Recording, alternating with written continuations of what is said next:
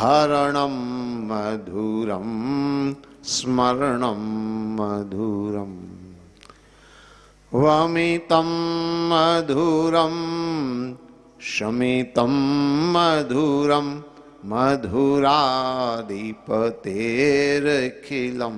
मधुरं गुञ्जा मधुरा माला मधुरा यमुना मधुरा वीची मधुरा सलिलं मधुरं कमलं मधुरं मधुराधिपतेरखिलं मधुरं गोपी मधुरा लीला मधुरा युक्तं मधुरं भुक्तं मधुरम् द्रष्टं मधुरं शिष्टं मधुरं मधुराधिपतेरखिलं मधुरं गोपा मधुरा गाओ मधुरा यष्टिर्मधुरा षष्टिर्मधुरा दलितं मधुरं फलितं मधुरं मधुराधिपतेरखिलं मधुरम् अधरं मधुरं वदनं मधुरं मधुराधिपतेरखिलं मधुरम् मधुराधिपतेरखिलं मधुरम्। बोलिए श्री कृष्णचंद्र भगवान की, सियावर रामचंद्र की, शंकर भगवान की, सत्य सनातन धर्म की। आदरणीय मंच पर विराजमान पंडित जी महाराज, विप्रद्वय, परम आदरणीय परम सम्माननीय इस आयोजन के प्रमुख आयोजक, गुप्ता परिवार के समस्त सम्माननीय सदस्यगण, सम्माननीय उनके समस्त अतिथिगण, उनके समस्त स्वजन परिजन, कुटुंबजन, स्नेही जन, सहयोगी जन, उपस्थित समस्त धर्मानुरागी, धर्म प्रेमी, सत्संग प्रेमी, आध्यात्म प्रेमी बंधुओं, श्रद्धा स्वरूपा भक्तिमयी स्नेहमयी वात्सल्यमयी माताओं एवं बहनों, नन्हे मुन्ने बाल गोपालों, आइए सत्संग की परंपरा के अनुसार सबसे पहले 2 बार भगवान के नाम का संकीर्तन कर लें।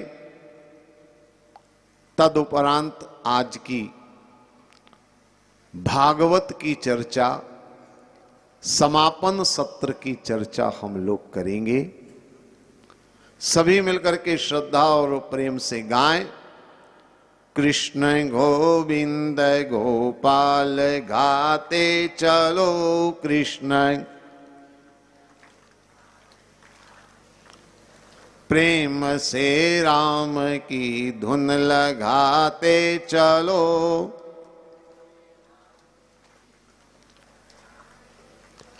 कृष्ण गोविंद गोपाल गाते चलो।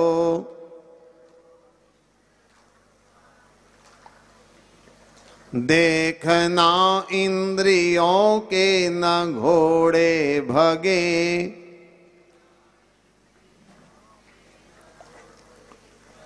रात दिन इनको संयम के कोड़े लगे। रात अपने रथ को सुमार्ग चलाते चलो। अपने कृष्ण गोविंद गोपाल गाते चलो,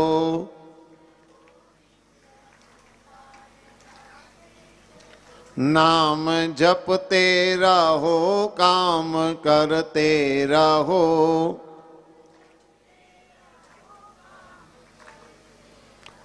पाप की वासनाओं से डरते रहो, पाप नाम धन का खजाना बढ़ाते चलो,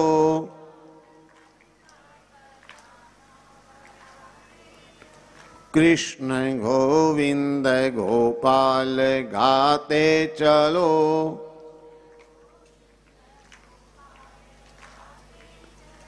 प्राण जाए मगर नाम भूलो नहीं,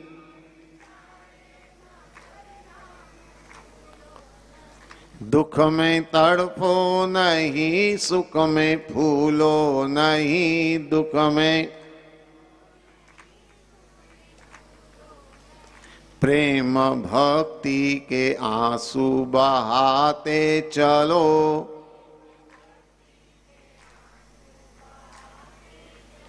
कृष्ण गोविंद गोपाल गाते चलो,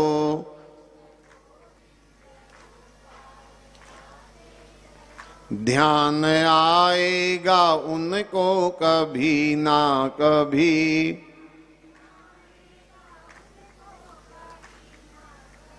भक्त पाएगा उनको कभी ना कभी,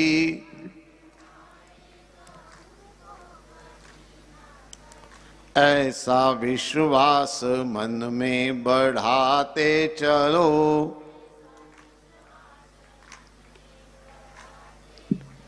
कृष्ण गोविंद गोपाल गाते चलो,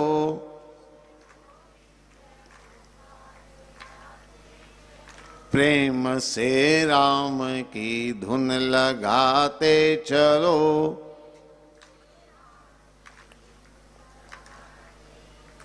कृष्ण गोविंद गोपाल गाते चलो,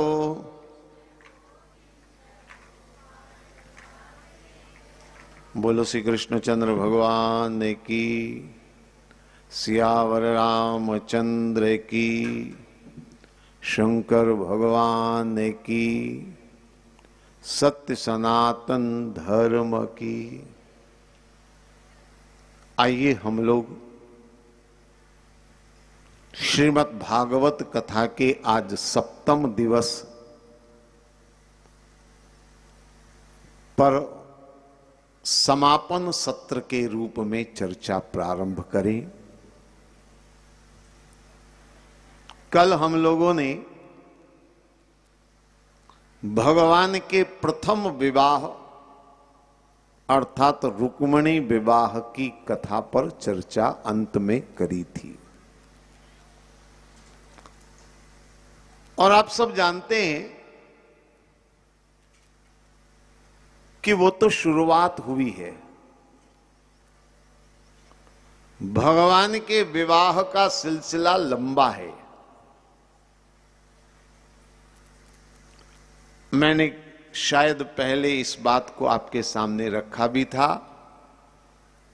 16,108 उनकी पत्नियां मानी गई हैं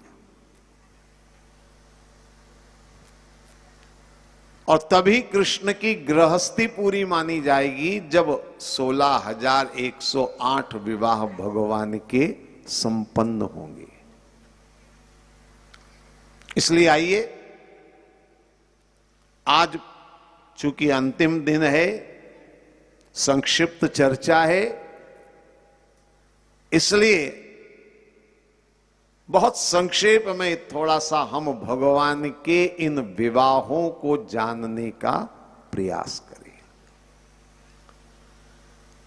अब चूंकि संख्या बहुत बड़ी है, 16,108 माने संख्या बहुत बड़ी है। आप भी इस बात को समझ रहे हैं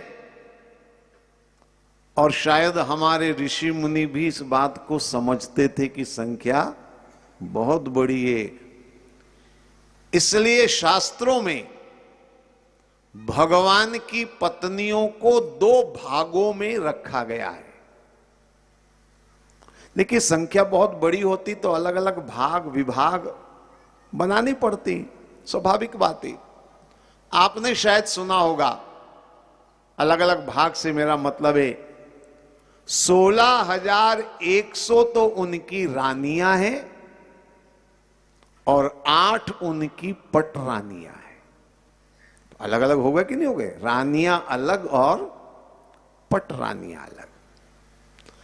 हालांकि एक बात और मैं आपसे कह दूं कि आप ये अलग अलग जो मैं बता रहा हूं, रानियां और पटरानियां, इनको कहीं आप फर्स्ट क्लास, थर्ड क्लास ऐसी श्रेणियों में मत समझ लेना, क्योंकि भगवान की पत्नियों को इस तरह का दर्जा देना ठीक नहीं है और ये हमारे अधिकार में भी नहीं है। लेकिन जो यथार्थ है वो सामने रख रहा हूं कि भगवान की 8 पटरानियां हैं और 16,100 उनकी रानियां हैं। अच्छा, चलिए, आप पहले पटरानियों की कथा सुनना चाहेंगे कि रानियों की? पटरानियों की। हाँ, आपने सोचा संख्या कम है, हो जाएगी। 16,000 तो संख्या बहुत बड़ी लग रही है। और 8 में भी एक रुक्मणी की कथा कल हो चुकी है, इन्हें अब तो कुल 7 बच रही है। थोड़ा जल्दी काम हो जाएगा। चलिए, मैं 7 जो पटरानियां जिनकी अभी तक हम बात नहीं कर पाए हैं, अति संक्षेप में मैं उनकी बात आपके सामने रख दूं। भगवान कृष्ण के राज्य में एक सत्राजीत नाम का आदमी था। सूर्य की तपस्या करी, सूर्य ने उसे एक सिया मंतक मणि प्रदान करी। एक दिन भगवान ने उससे कहा कि ये मणि तुम मथुरा के राजा को दे दो। उसने वो मणि मथुरा के राजा को नहीं दी, उल्टा उसने कृष्ण पर संदेह किया कि शायद कृष्ण मणि लेना चाहते हैं। एक बार उसका भाई जंगल में शिकार खेलने गया और वहां जंगली शेर से मारा गया। सत्राजीत को लगा मेरी मणि जो है कृष्ण ने चुरा ली। भगवान खोज में जाते हैं, जामवंत जी तक पहुंचते हैं और जामवंत जी से वो मणि ला करके वापस सत्राजीत को देते हैं। ये कथा बहुत विस्तार से मैंने तो अति संक्षेप में बताई आपको। तो जब भगवान मणि की खोज में जामवंत जी के पास जाते हैं और जामवंत जी जब भगवान को पहचान लेते हैं तो उन्होंने अपनी कन्या जामवंती का विवाह भगवान के साथ किया। ये एक पटरानी और सियामंतक मणि लाकर सत्राजीत को देते हैं कि तुम्हारी मणि मैंने नहीं चुराई थी। इस तरह से शेर के बाद रीछ और रीछ के बाद कहां पहुंची और मैं लेकर के आया हूं। तो सत्राजीत बड़ा लज्जित हुआ, झूठा आरोप लगाया था उसने, लज्जित हुआ और इसलिए उसने अपनी कन्या सत्यभामा का विवाह भगवान के साथ कर दिया। तो एक पटरानी और हो गई, सत्यभामा, जिसके साथ भगवान का विवाह हुआ। एक बार भगवान अर्जुन के साथ रथ में बैठकर जा रहे थे। जमुना किनारे एक स्त्री तपस्या कर रही थी। अर्जुन ने पूछा, आप कौन है, तपस्या क्यों कर रही है? उसने अपना परिचय दिया और कहा, मैं कृष्ण को पाने के लिए तपस्या कर रही हूं। तो अर्जुन ने भगवान से अनुरोध किया कि आप इसको स्वीकार कर लीजिए ताकि इसकी तपस्या पूरी हो, और भगवान ने उसको स्वीकार किया। इस तरह से एक पटरानी और कालिंदी, जिसके साथ भगवान का विवाह हुआ। उज्जैन के राजा विंद और अनविंद की बहन का नाम था मित्रवृंदा। मित्रवृंदा ने भगवान के बारे में सुना था और भगवान को चाहा था, लेकिन उसके दोनों भाई, वो दुर्योधन दुशासन, इनके दोस्त मित्र थे, कृष्ण के विरोधी थे। इन्होंने अपनी बहन का स्वयंवर रचा। मित्रवृंदा ने चुपके से भगवान को निमंत्रण भेजा। भगवान आए और स्वयंवर के बीच में से ही मित्रवृंदा का हरण करके ले गए और मित्रवृंदा के साथ विवाह किया। एक पटरानी और। राजा नग्नजीत की कन्या सत्या जिसका नाम था, राजा ने शर्त रखी जो 7 बैलों को एक साथ नाथेगा उसके साथ में राजकुमारी का विवाह करूंगा। भगवान कृष्ण गए, 7 बैलों को एक साथ नाथ करके उन्होंने शर्त पूरी करी और सत्या के साथ विवाह किया। ये एक पटरानी। और एक बार भगवान अपने परिवार में कहीं गए, वहां उन्हें भद्रा मिली। भद्रा ने भगवान से अनुरोध किया और भगवान ने उसका अनुरोध स्वीकार करके उसे अपना लिया, विवाह कर लिया। ये एक पटरानी और भद्रा जिसके साथ भगवान का विवाह हुआ। मध्य प्रदेश के एक राजा की कन्या थी लक्ष्मणा। भगवान ने लक्ष्मणा का हरण किया और विवाह किया, तो ये एक पटरानी लक्ष्मणा भी भगवान की पटरानी बनी। कितनी हो गई? गिनती विनती करते रहे ना आप। ये कृष्ण का मामला है, एक आध छूट जाए तो बाद में आप मुझसे पूछोगे तो मैं भी ध्यान नहीं रख पाऊंगा। हो गई ना 7? एक कल हमने कर ली थी। ये 8 पटरानियों की कथा मैंने आपको सुना दी। अब आ जाते हैं 16,100 पर। संख्या बहुत बड़ी है, लेकिन एक सबसे अच्छी बात यह है कि ये 16,100 विवाह भगवान के अलग अलग नहीं हुए, सामूहिक हुए। कैसे हुए? 2 मिनट की कथा सुनिए। भगवान कृष्ण के समय में एक भौमासुर नामक दैत्य हुआ। इस भौमासुर ने एक प्रण किया कि मैं 1,00,000 युवतियों से एक साथ शादी करूंगा। हालांकि ऐसा प्रण उसने क्यों किया, इसके पीछे उसका क्या ध्येय था, इसका कहीं कोई वर्णन नहीं आता है। कभी कभी तो मुझे लगता है कि कहीं कोई वर्ल्ड रिकॉर्ड बनाने के चक्कर में तो नहीं था ये। 1,00,000 से एक साथ शादी करूंगा, अलग अलग भी नहीं करूंगा। जब 1,00,000 होगी तब शादी करूंगा। तो वो राक्षस क्या करता था? प्रतिदिन 150 का अपहरण करता था। दिन भर में आदमी कितना करेगा? 150 का अपहरण करता था और अपहरण करके करता कुछ नहीं था, ले जाकर अपनी जेल में बंद कर देता था। ज्यादा से ज्यादा एक रजिस्टर रखा होगा, उसमें वो रजिस्टर मेंटेन करता होगा। आज की मिलाकर हुई इतनी, 100 और जोड़ दी, अब हो गई इतनी। रोज का ये धंधा था उसका। लेकिन 1,00,000 बहुत बड़ी संख्या होती है।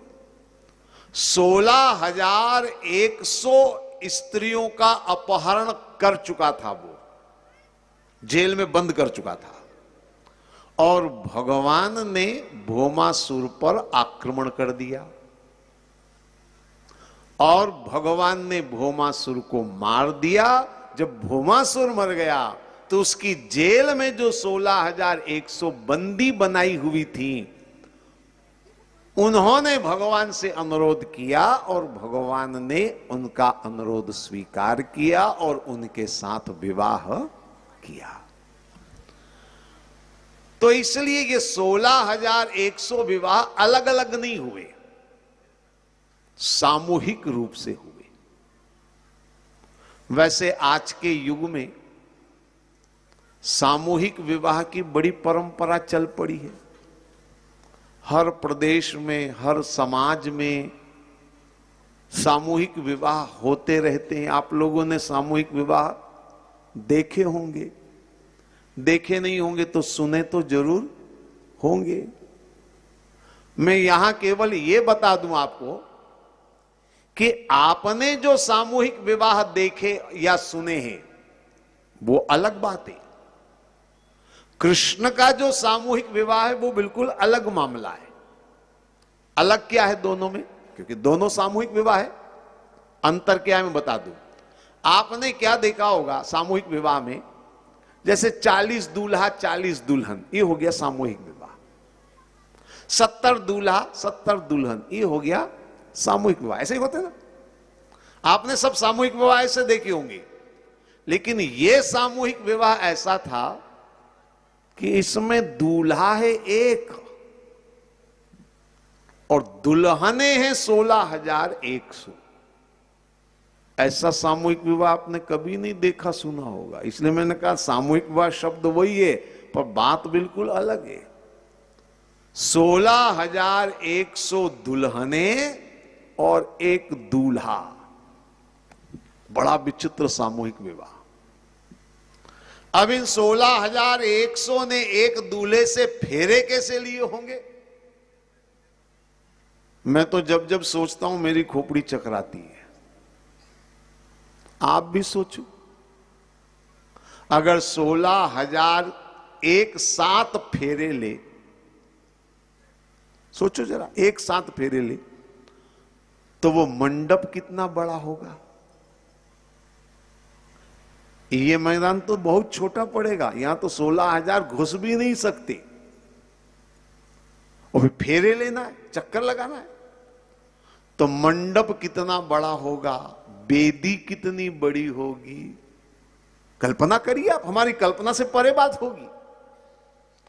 और अगर हम ये कहें कि नहीं नहीं सबके साथ अलग अलग फेरे लिए होंगे, तो थोड़ा सोचो, एक दुल्हन के साथ 7 फेरे तो 16,000 के साथ कितने फेरे है?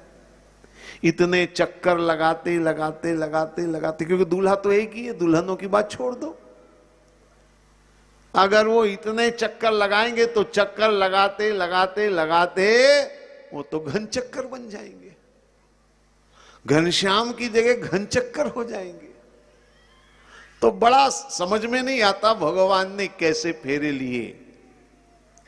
बल्कि मैं तो यहां तक कहता हूं कि फेरे लिए भी थे कि बिन फेरे हम तेरे वाला मामला हुआ था। क्योंकि भागवत में भी कहीं ऐसा लिखा हुआ नहीं है कि भगवान ने फेरे लिए। भागवत में सिर्फ इतना है कि भगवान ने उन 16,100 को अपनाया, उन्हें अपनी पत्नी बनाया। बस बात इतनी है, इतने में ही आप समझ जाइए। ज्यादा हम समझेंगे तो समझना बड़ा मुश्किल हो जाएगा। तो चलिए, मैंने आपको 8 पटरानियों की भी कथा सुना दी और 16,100 की भी कथा आपको सुना दी। आपको लग रहा था संख्या बड़ी है, कैसे होगा, कब तक सुनाते रहेंगे। मैंने बहुत कम समय में आपको सारी कथाएं सुना दी। लेकिन ये तो केवल कथाएं हुई हैं। भगवान कृष्ण के चरित्र को समझना होगा। जिस तरह से हमने बाल लीलाओं की बात करी, उनके गृहस्थ जीवन को समझना तो और भी ज्यादा आवश्यक है, क्योंकि हम सब गृहस्थी, हम सबके लिए कृष्ण का चरित्र अति महत्वपूर्ण है। इसलिए थोड़ा सा आज सबसे पहले हम कृष्ण के गृहस्थ जीवन को समझने का प्रयास करेंगे। ये जो भगवान के 16,108 विवाह की बात मैंने करी, क्योंकि इतनी संख्या है। कथा भले ही मैंने कम समय में कर दी हो, लेकिन संख्या तो बहुत बड़ी है। और इसलिए अक्सर नई पीढ़ी के मन में कई सवाल पैदा होते, नई पीढ़ी के मन में कई प्रश्न खड़े होते। अक्सर मुझसे पूछते हैं कि चलो भगवान ने 16,100 शादियां कर ली, लेकिन इन 16,100 के नाम कैसे याद रखते होंगे? दूल्हा तो एक है, लेकिन दुल्हने तो 16,100 है ना, तो 16,000 के नाम कैसे याद रखते होंगे? आपने देखा होगा जिनका थोड़ा बड़ा परिवार हो, हालांकि आज के दौर में कम मिलते हैं, बड़े भाग्यशाली वो लोग जिनका बड़ा परिवार आज है। तो अगर परिवार में 40-50 लोग भी हो ना, तो आपने देखा होगा अक्सर नाम बोलने में गफलत हो जाती है। घर में रमेश भी है, सुरेश भी है, दिनेश भी है, उमेश भी है, तो अक्सर और खासकर बुजुर्ग लोग रमेश को दिनेश और दिनेश को सुरेश कह देंगे कि नहीं कह देंगे? आवाज लगाएंगे, बाद में कहेंगे अरे ये तो कौन, ये तो सुरेश है। ऐसा ऐसा होता है अक्सर। 16,000 के नाम कैसे याद रखते होंगे? तो कभी कभी मन में विचार आता है कि नाम तो याद रखना बड़ा मुश्किल है, क्या करते होंगे भगवान? तो एक विचार मन में आता है, शायद नाम हाथ में गुदवा दिए होंगे। ये हाथ में नाम गुदवाने की परंपरा कब से चली है मैं नहीं जानता, पर शायद तभी चली होगी। भगवान ने नाम गुदवा दिए होंगे हाथ में। जब भी किसी से बात करनी हो तुरंत हाथ पकड़ करके, अच्छा गीता देवी। जब भी किसी से बात करनी हो हाथ पकड़ के तुरंत ओ सावित्री। ऐसे करते होंगे। हालांकि मैं तो कहता हूं नाम गुदवाने में भी समस्या है। वो समस्या क्या है मैं आपको बताऊं। जैसे मान लीजिए यहां अगर इस समय ये जो महिलाओं का समूह है, ठीक है, या मान लीजिए आपके गांव में अगर महिलाओं की आबादी 4-5 हजार है, एक मैं नहीं जानता यहां की आबादी कितनी है, मान लो अगर 4-5 हजार महिलाओं की आबादी है, तो निश्चित मानिए एक नाम की 8-10 महिलाएं आपको गांव में जरूर मिल जाएंगी। मिलेगी नहीं मिलेगी? उसकी मां का भी नाम वही है, उसके वहां बहन का भी नाम वही है, उसके यहां बहू आई है उसका भी यही नाम है। होता कि नहीं होता ऐसा? अरे एक घर में 2-2 मिल जाती नाम वाली। तो 4-5 हजार महिलाओं में एक नाम की 10-12 होना स्वाभाविक बात है। तो 16,000 में एक एक नाम की 30-30, 40-40 महिलाएं तो होंगी, है ना? अब मान लो नाम गुदवा दिया, तो नाम गुदवाने से भी क्या होगा, क्योंकि उस नाम की तो 30-40 है, तो कैसे पहचानेंगे? तो दिमाग लगाते हैं कुछ लोग, शायद नाम के आगे नंबर चलाए होंगे। गायत्री देवी 10, तब दिमाग में आता होगा अच्छा ये 10 नंबर वाली है। उर्मिला 25, ये 25 नंबर वाली होगी। मैं ये नहीं कह रहा हूं ऐसा भागवत में लिखा है, हो ये तो अनुमान लोग लगाते हैं कि कैसे करते होंगे भगवान। एक और सवाल मन में उठता है, मान लो अगर एक पत्नी के पास भगवान एक दिन भी समय दे, ज्यादा नहीं, एक दिन कम से कम, एक पत्नी के लिए एक दिन का समय भी भगवान दे, क्या विचार है आपका? तो 16,100 के लिए कितना समय लगेगा? है 5.5 साल। गिनती कर लीजिए ठीक से। एक साल में 365 दिन, 10 साल में 3,650, ये 16,000 है। लगभग 50 साल। ठीक ठीक, आप बाद में हिसाब लगा लेना।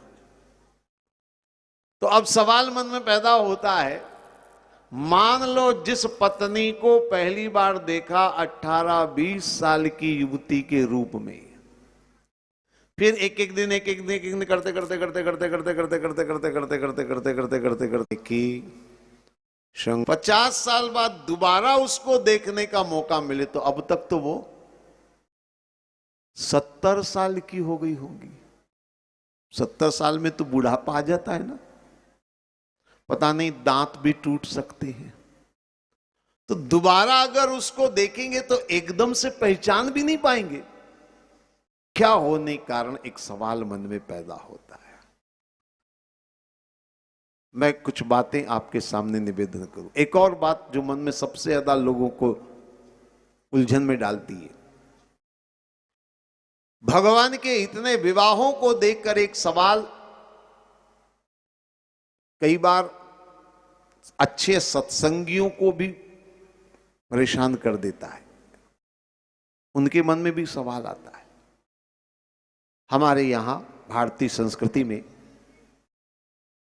समाज में आपने देखा होगा, आज के दौर में भी प्रायः आपने सुना और देखा होगा, आदमी विवाह करता है, आदर्श गृहस्थ जीवन उसका माना जाता है, ठीक है ना। लेकिन अगर एक विवाह के चलते हुए अगर वो दूसरी या तीसरी की तरफ आकर्षित होता है या उससे भी विवाह करता है या 2-3 को अपना ले, तो बताइए आप उस आदमी को क्या कहेंगे? भोगी, कामी, ऐसे ही कहेंगे ना। तो मन में एक सवाल पैदा होता है कि एक से अगर 2 विवाह भी हो जाए तो आदमी भोगी होता है, और भगवान ने 16,108 विवाह कर लिए, इनको क्या कहना चाहिए? इनको तो महाभोगी कहना चाहिए है? लेकिन मजे की बात यह है कि भगवान कृष्ण को क्या कहा जाता है? बोले योगेश्वर श्री कृष्ण, योगियों में भी परम योगी हैं। तो मन में सवाल पैदा होता है, 2-3 शादी करो तो भोगी और 16,000 करो तो योगी, ये बढ़िया गणित है। फिर तो आप भी ज्यादा जस जात करो तो योगी बन जाओगे। तो बड़ा मन में सवाल पैदा होता है, इतने सारे विवाह भगवान के, क्या ये भोग और वासना के रूप में है?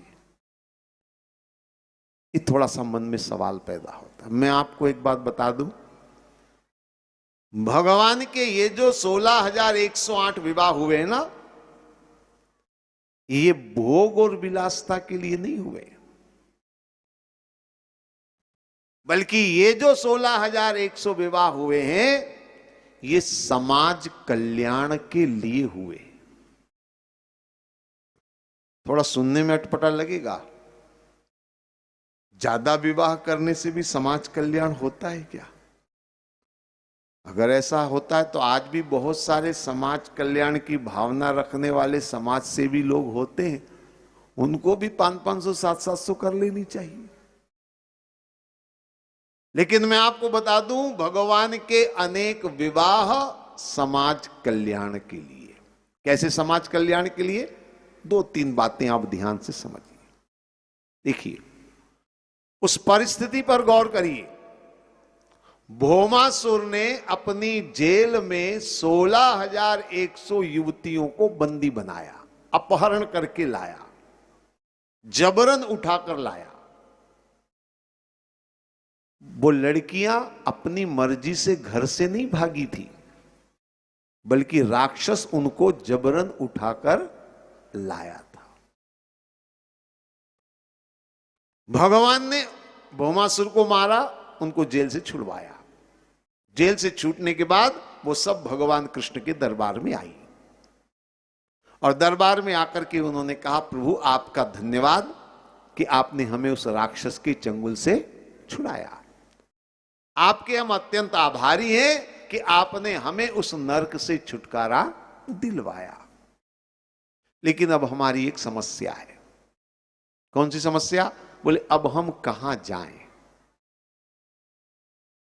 इस समस्या पर गौर करना आप। अब हमें कौन स्वीकार करेगा? सोचने की बात है, विचार करने की बात। अब हमें कौन स्वीकार करेगा? आज भी अगर मान लीजिए ऐसी कोई स्त्री है जिसको कोई बुरा चरित्र वाला अपहरण करके ले जाकर अपने पास रखे, तो आज भी समाज उसको स्वीकार नहीं करता है। और ऐसे परिस्थिति में शासन, सरकार उन स्त्रियों के लिए नारी निकेतन, नारी संप्रेषण गृह, नारी उद्धार गृह, क्या क्या नाम, मैंने नाम बड़ सुने हैं, इसमें उनको रखने का काम करती है सरकार। तो उन 16,100 ने कहा कि अब हम कहां जाएं? क्योंकि समाज स्वीकार नहीं करेगा। आप जरा गंभीरता से इस समस्या को समझिए।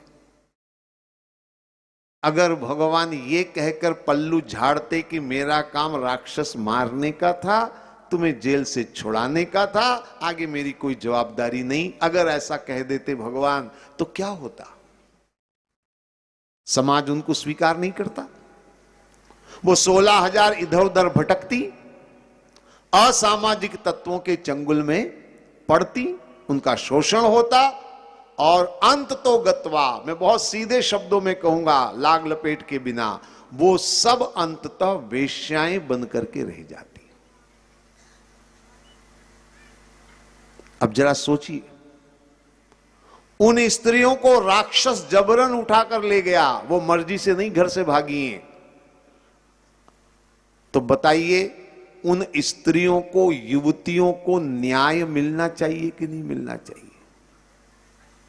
और न्याय मिलने का मतलब क्या है? उन्हें सामाजिक सुखमय जीवन जीने का अवसर मिलना चाहिए कि नहीं मिलना चाहिए? अगर वो वेश्याएं बन जाती, उनका जीवन तो बर्बाद होता ही होता। पर यह भी सोचो, जिस समाज में 16,100 नई वेश्याएं खड़ी होंगी, उस समाज का कितना बड़ा पतन होगा। क्योंकि अगर एक वेश्या के साथ 10 लोग जुड़ते हैं, इतना तो कम से कम जुड़ेंगे, उसके बिना उसका काम चलने वाला नहीं।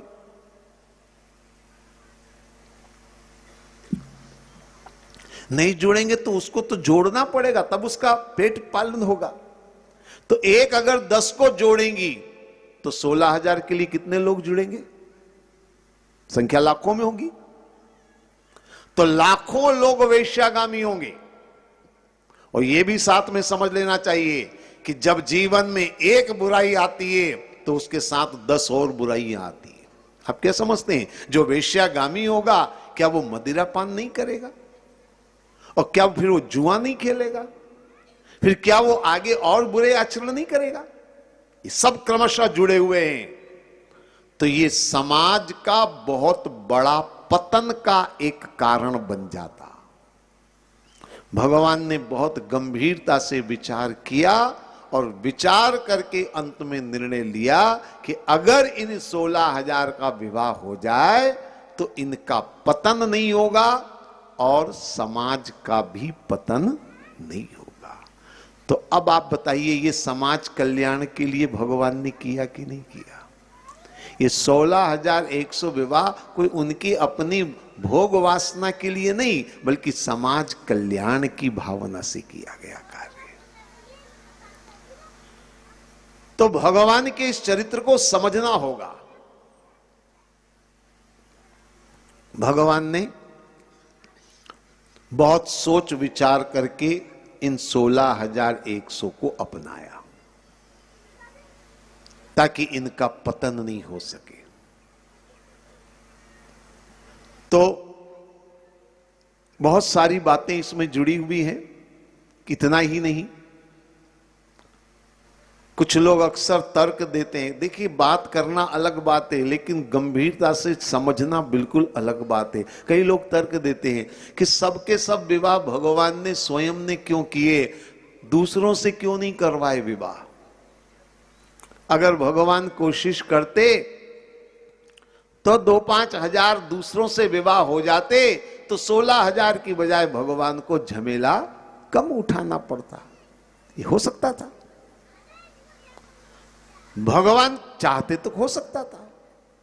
वो राजा थे, राजा के पास सत्ता होती है, सत्ता में बड़ी ताकत होती है,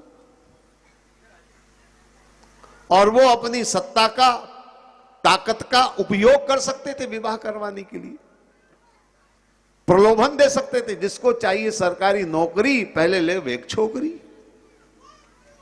आधी से ज्यादा शादियां हो जाती। या प्रमोशन चाहिए, एक और शादी करो, ऐसा भी कुछ सरकारी कानून बना सकते थे। लेकिन इस तरह के जबरन विवाह अगर किए जाएं तो याद रखिए, आदमी मजबूरी में विवाह तो करेगा, लेकिन उस पत्नी को सम्मान नहीं दे पाएगा। वो घर में रखेगा, चलो झाड़ू लगाएगी, बर्तन साफ करेगी, कपड़े धोएगी, यानी नौकरानी बनाकर रखेगा, लेकिन पत्नी का सम्मान नहीं देगा। भगवान ने बहुत सोच विचार कर निर्णय लिया और स्वयं ने विवाह किया, क्योंकि स्वयं विवाह करेंगे तो रानी का पद मिलेगा और रानी के ऊपर कोई उंगली उठाने वाला नहीं।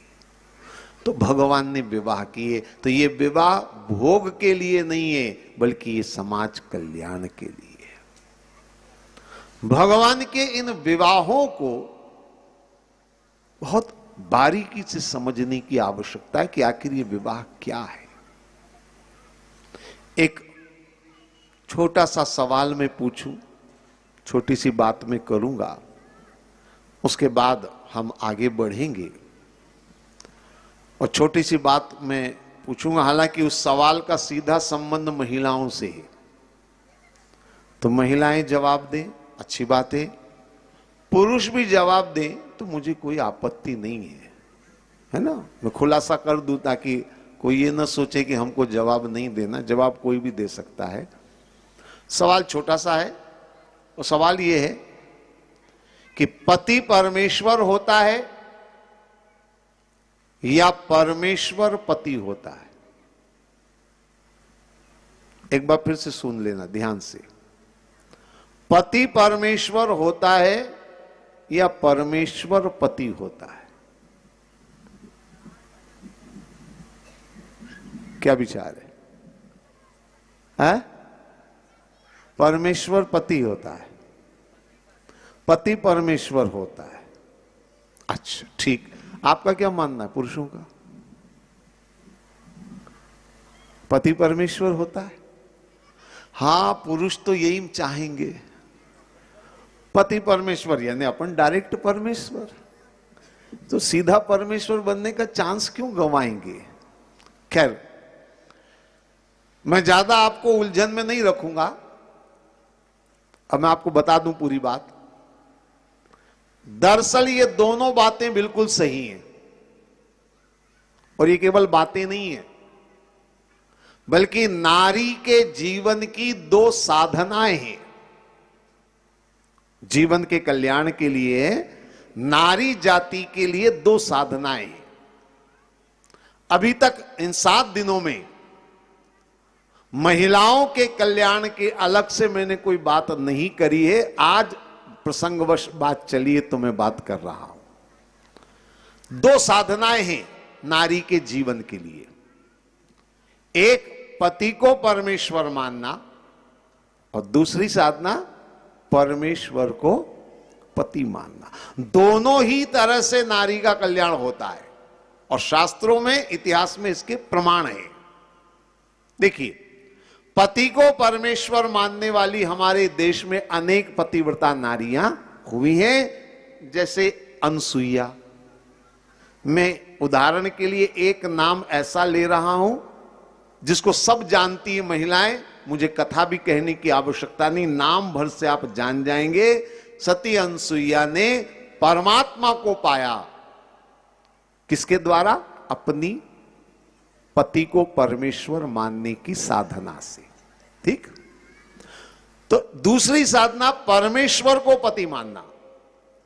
ऐसी अनेक नारियां हुई हैं जिन्होंने परमेश्वर को पति माना और उनका भी कल्याण हुआ है। जैसे एक नाम मीरा, मैं केवल नाम भर लूंगा, आप सब जानते। मीरा ने परमेश्वर को पति माना, मेरे तो गिरधर गोपाल दूसरो न कोई, और जाके सिर मोर मुकुट मेरो पति सोई। परमेश्वर को पति माना, तो मीरा का भी कल्याण हुआ। ठीक है ना। तो ये 2 तरह की साधना है, चाहे तो आप पति को परमेश्वर माने, चाहे तो परमेश्वर को पति माने। अब इन दोनों में अंतर क्या है? थोड़ा अंतर समझ लीजिए। पति को परमेश्वर मानने की साधना में शब्द पर गौर करेंगे। पति शब्द पहले आया, परमेश्वर शब्द बाद में आया। पति को परमेश्वर, यानी पति पहले, परमेश्वर शब्द बाद में आया। और पति से आपका जो संबंध है वो देह का संबंध है। पति का संबंध देह का है। तो पति को परमेश्वर मानने की साधना देह की साधना है, यानी तन की साधना है। ये नोट कर लीजिए। दूसरी, परमेश्वर को पति मानना। अब इसमें परमेश्वर शब्द पहले आया, पति शब्द पीछे चला गया। और परमेश्वर से हमारा नाता जानते हैं, तन का नहीं है बल्कि मन का है। तो परमेश्वर को पति मानने की साधना मन की साधना है। ये दोनों अंतर है, एक तन की साधना है, एक मन की साधना है। ये दोनों अलग अलग साधना है। अब महिलाओं के मन में एक जिज्ञासा जाग रही होगी कि दोनों में ज्यादा सरल क्या है, कौन सी साधना हमें करनी चाहिए। मैं वो भी बता दूं आपको, 2 मिनट लगेंगे, वो भी बता दूं आपको। देखिए, मैं दोनों की क्रमशः बात करूंगा। पहले तन की साधना की बात, यानी पति को परमेश्वर मानने की बात। बहुत सरल है, बहुत सरल है। क्यों? इसमें करना कुछ नहीं है, केवल एक ही बात इसमें है कि हम अपने कर्म से, आचरण से, व्यवहार से अपने पति को प्रसन्न रख करके उनका भला हो ऐसा आचरण करें। बस सीधी सी बात है। और हर पत्नी अपने पति को अच्छी तरह जानती है, समझती है ना? मेरा पति किस तरह से प्रसन्न रहता है, हर पत्नी जानती है। इसके लिए अलग से कोई कोचिंग नहीं करनी पड़ेगी, अलग से कोई ट्रेनिंग नहीं चाहिए। सीधी सी बात है, मेरे पति को क्या रुचिकर है, सुबह नाश्ते में मेरे पति क्या लेना चाहते हैं, कि भोजन में मेरे पति किस तरह का भोजन करते हैं, कि उनको कैसे कपड़े पसंद हैं, कि मैं कैसे कपड़े पहनूं उनको अच्छा लगे, मैं कैसा बर्ताव करूं जो उनको अच्छा लगे। पति को परमेश्वर मानना यानी प्रसन्न रखना पति को हर तरह से परमात्मा के रूप में बहुत सरल है, कुछ भी करने की आवश्यकता नहीं है ना? बहुत सरल। लेकिन जितना आप समझ रहे हो उतना सरल नहीं है। हाँ, अब इसमें अड़चन कहां आती है वो भी बता दूंगा, समस्या कहां आती है वो भी बता दूंगा। मान लीजिए पतिदेव ऑफिस से आए, दुकान से आए, कहीं से बाहर से आए, और जहां से आए वहां उनका किसी से झगड़ा हो गया, और घर आए तो वो जो वहां का जो जितना भी हुआ ना कांड, वो सारा गुस्सा कहां पर निकलेगा? समझ रहे ना? वो सारा गुस्सा घर पर ही निकलेगा। अब यहां सोचने की बात है, आपने पति की सेवा अच्छे से करी, भोजन बनाया, गरम भोजन सब है, व्यवस्था वही के वही है, फिर भी अकारण पति पर नाराज, पति आप पर नाराज।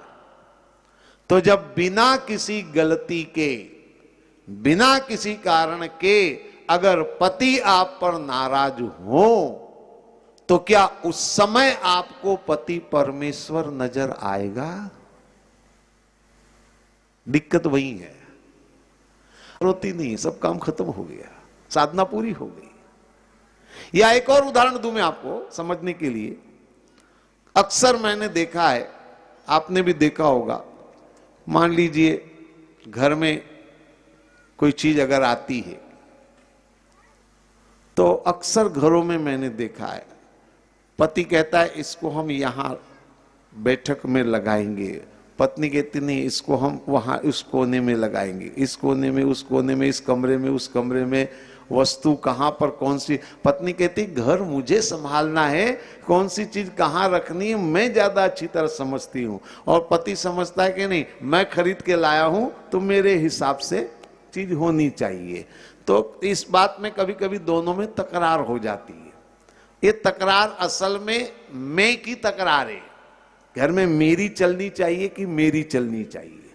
तो जब ऐसी तकरार होती है, अपने किसी बात को मनवाने के लिए जब एक दूसरे के साथ तकरार करते हैं, क्या उस समय पति परमेश्वर नजर आएगा?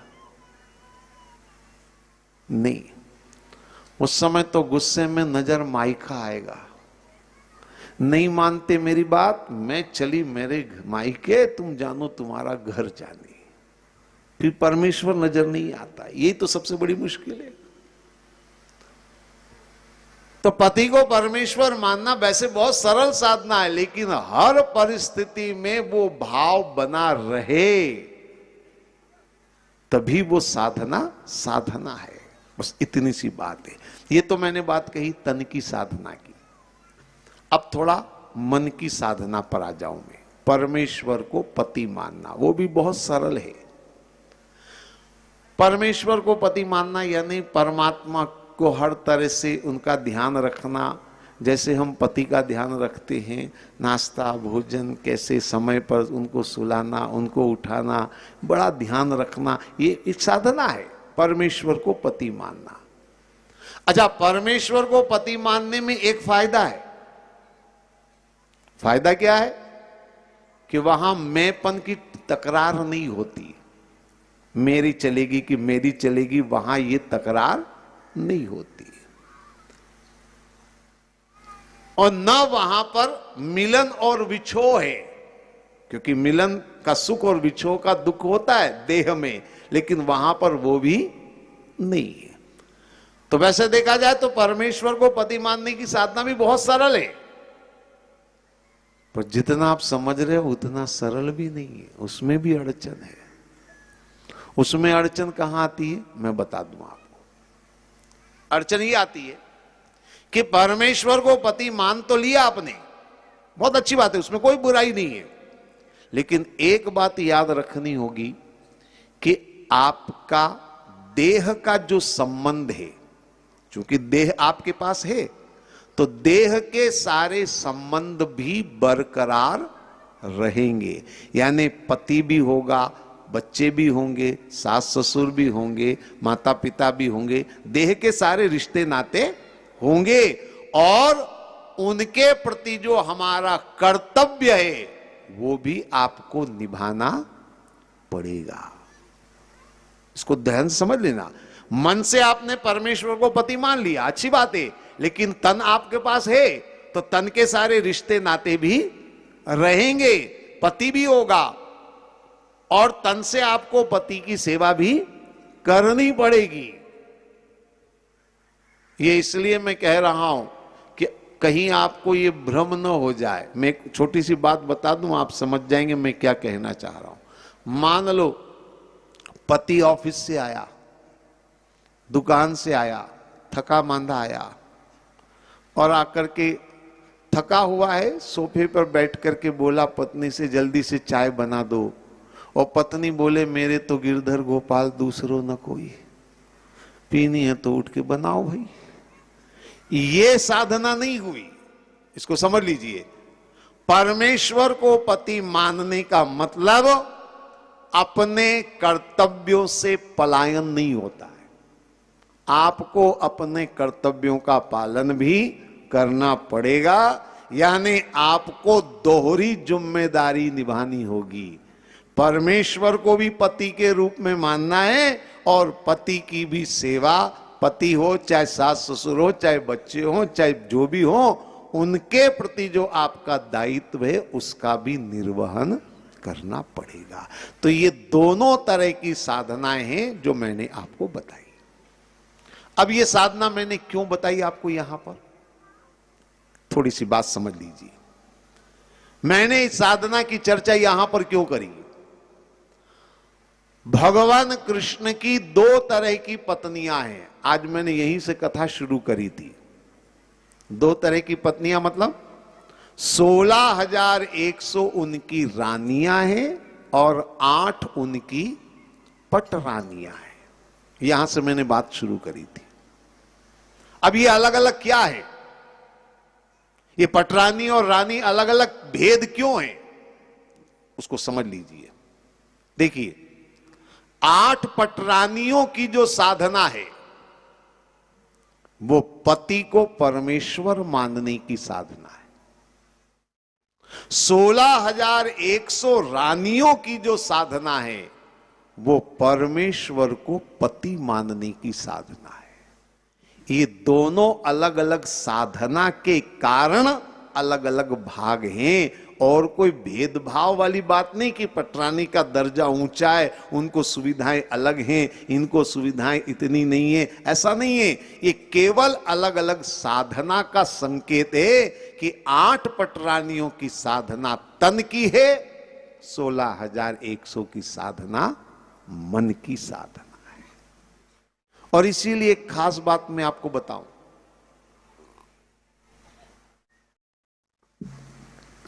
जिन 8 पटरानियों की बात मैंने करी थी, कथा सुनाई आपको मैंने, उन सब के नाम और वो कहां की थी, कैसे उनका विवाह हुआ, उनका वर्णन मैंने आपको प्रारंभ में सुनाया। लेकिन मजे की बात है, 16,100 में एक का भी नाम भागवत में नहीं है। ये सोचने की बात है। अनेक राजा महाराजाओं के नाम हैं जिनका कोई लेना देना नहीं, उनके भी नाम हैं, लेकिन भगवान की पत्नियों में नाम नहीं। माना 16,000 के नाम लिखना बड़ा मुश्किल था, लेकिन 2-4 के नाम तो लिख सकते थे ना भागवत में। ऐसा लिख देते, गायत्री, सावित्री, उमा जैसी 16,000, 2-3 नाम लिखकर आगे कर देती, लेकिन नहीं, एक भी नाम नहीं है। क्यों नहीं है नाम? उसका कारण है क्योंकि 16,100 की जो साधना है वो मन की साधना है, और नाम और रूप का संबंध तन से है, इसलिए किसी के नाम का कोई जिक्र भागवत में नहीं किया गया। और इसीलिए 16,000 की संख्या से कोई अड़चन नहीं है, क्योंकि वो साधना तन की नहीं है बल्कि मन की है। वो संबंध मन का है, और जहां मन का संबंध हो वहां 16,000 तो क्या 16 लाख भी हो तो मेरे ख्याल से कोई फर्क पड़ने वाला नहीं है। इसलिए इन दोनों तरह की पत्नियों को अलग अलग ढंग से समझना होगा। 16,100 का अलग है, 8 पटरानियों का अलग है, साधना अलग है, चरित्र अलग है। समय अगर होता तो मैं बहुत विस्तार से आपके सामने ये बात रखता कि किस तरह से अलग अलग साधनाएं इन्होंने करी है। लेकिन एक बात निश्चित है कि ये भगवान के विवाह की जो चर्चा है, पत्नियों की जो चर्चा है, ये केवल एक गृहस्थ जीवन की नहीं बल्कि गृहस्थ जीवन की साधना की चर्चा की गई है। स्त्रियों की साधना, नारी जीवन के कल्याण की साधना, उस साधना का वर्णन किया गया है इन 16,108 रानियों के माध्यम से। तो भगवान के गृहस्थ जीवन को समझना होगा, और मैं केवल इतना निवेदन करूंगा कि भगवान कृष्ण के गृहस्थ जीवन से प्रेरणा लेकर हमें भी अपने गृहस्थ जीवन को श्रेष्ठ बनाना होगा। तो प्रेरणा हमें लेनी चाहिए कि नहीं लेनी चाहिए? लेनी चाहिए। भगवान ने 16,100 विवाह किए, हमें भी करनी चाहिए। क्या विचार है आपका? भाई प्रेरणा लेने की आप बात कर रहे हैं, तो भगवान ने 16,100 विवाह किए, हमें भी कर लेना चाहिए। मैं आपसे कहूंगा, अगर आप अपने गृहस्थ जीवन को सचमुच में सुखमय बनाना चाहते हैं तो आपको भी 16,100 से विवाह करना होगा। थोड़े आप सोच में पड़ गए होंगे, 16,100 कैसे करेंगे, क्या करेंगे। वैसे आज के दौर में ये संभव भी नहीं है, क्योंकि आज के दौर में तो एक आदमी को एक नहीं मिल रही है, 16,000 क्या खाक मिलेगी। मैं कह भी दूं और आप तैयार भी हो जाओ तो भी 16,000 मिलने वाली नहीं है। आप जानते ना, कन्याओं का जन्म दर निरंतर घट रहा है, बल्कि यूं कहना चाहिए घटाया जा रहा है। तो आज के दौर में तो एक को एक नहीं मिल रही है, 16,000 क्या खाक मिलेगी। फिर भी मैं कहूंगा, अगर गृहस्थ जीवन को सुंदर बनाना है तो 16,100 को अपनाना पड़ेगा। लेकिन ये 16,100 देहधारी पत्नियों को अपनाने की नहीं कह रहा हूं मैं। इसको थोड़ा समझ ले, इस गणित को थोड़ा समझ ले। देखिए, हमारे सबसे प्राचीन ग्रंथ क्या है? हमारे मूल ग्रंथ प्राचीन वेद, बिल्कुल ठीक। वेद 4 हैं, ऋग्वेद, यजुर्वेद, अथर्ववेद, सामवेद। इन चारों वेदों में जो श्लोक और जो ऋचाएं हैं, उनकी संख्या 1,00,000 मानी गई है। मैं मिला दी चारों को, है ना, अलग अलग नहीं। इन चारों की मिला करके संख्या होती है करीब 1,00,000। वेदों में 3 बातें मुख्य हैं, कर्मकांड, ज्ञान और उपासना। ये 3 बातें मुख्य विद्वानों ने मानी है। अब इसमें थोड़ा ध्यान से गणित को समझिए। 1,00,000 में 80,000 श्लोक और ऋचाएं तो कर्मकांड की है। कर्मकांड का मतलब जानते हैं? ये जितने भी यज्ञ होते हैं, अनुष्ठान होते हैं, या गृह प्रवेश, दुकान मुहूर्त से लेकर के विवाह मुंडन से लेकर जितने भी हमारे वैदिक कार्य होते हैं, उनमें जिन मंत्रों का प्रयोग होता है उनको कर्मकांड कहते हैं। उनकी संख्या है 80,000। तो 1,00,000 में 80,000 तो हो गए कर्मकांड के। ठीक। एक वेद का बड़ा हिस्सा जिसको ज्ञान कहा गया, इसी को वेदांत भी कहते हैं, जो वेद के अंत में भाग में वर्णित है। मोक्ष का जिसमें वर्णन है, उसके श्लोकों की ऋचाओं की संख्या विद्वानों ने 3,900 आंकी है, ज्ञान की। अब 80,000, 3,900, अब बचती हैं 16,100। ये 16,100 श्लोक और ऋचाएं जो है ना, ये उपासना खंड की। उपासना का मतलब है जीवन कैसा होना चाहिए, हमारे दायित्व क्या है, पति का दायित्व क्या है, पत्नी का धर्म क्या है, पुत्र का कर्तव्य क्या है, पिता का फर्ज क्या है। इन तमाम बातों को जिसमें रखा गया उसे उपासना कहते हैं। और उसके श्लोकों की रचना है 16,100। भगवान की सामूहिक विवाह की संख्या भी कितनी है? 16,100। मानो भगवान उन 16,100 को अपना करके अपने गृहस्थ जीवन को सुखी बनाते हैं। और यह संकेत है कि आप भी 16,100 को अपनाएं।